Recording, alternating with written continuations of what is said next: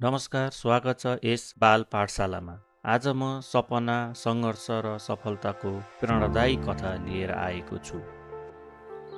एक दिन सूर्य उदाउँछ, गाउँका खेतहरूमा सुनौला किरणहरू छर्दै वातावरणलाई बिस्तारै जीवन्त बनाउँछ।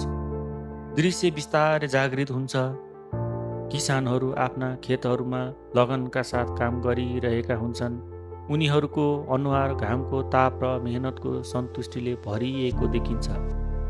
उनीहरूको निधारमा पसिना टल्किरहेको हुन्छ र मुस्कानले अनुहार उज्यालो बनाइरहेको हुन्छ। एक दिन युवा रमेश आफ्ना बुवासँग खेतमा काम गरिरहेको हुन्छ।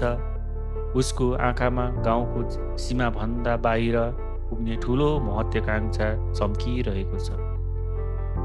रमेश आफ्ना चाहनाहरू व्यक्त गर्दै बुवासँग भन्छ, बाबुजी, म पढ्न चाहन्छु र यो गाउँलाई प्रसिद्ध बनाउन चाहन्छु।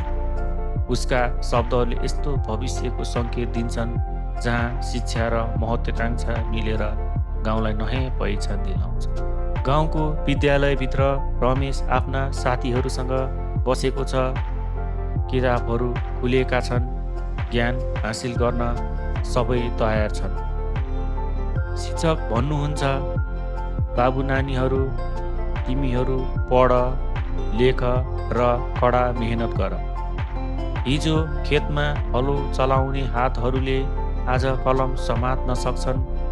रमेश ध्यानपूर्वक सुन्छ। उसका आँखाहरू नयाँ दृढ सङ्कल्पले चम्किरहेका छन्। उसलाई अब जे पनि हासिल गर्न सक्ने आत्मविश्वास महसुस हुन्छ।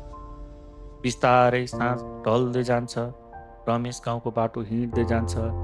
उसको मन परिवर्तनका सपनाले उज्यालो बनेको हुन्छ।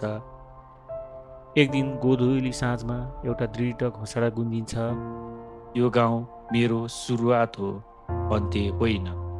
उसको आवाजमा अटल सङ्कल्प सुनिन्छ, म आफ्नै बाटो बनाउने छु र अगाडि बढ्नेछु। गाउँको बाटो उसको अगाडि फैलिएको छ, नयाँ भविष्यतर्फ लैजाने यात्राको सुरुवात।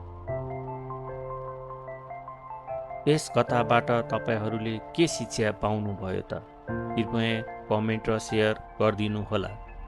यस्तै अन्य कथाहरू अर्को भिडियोमा हेर्नको लागि लाइक र सब्सक्राइब गर्न नभुल्नुहोला। धन्यवाद।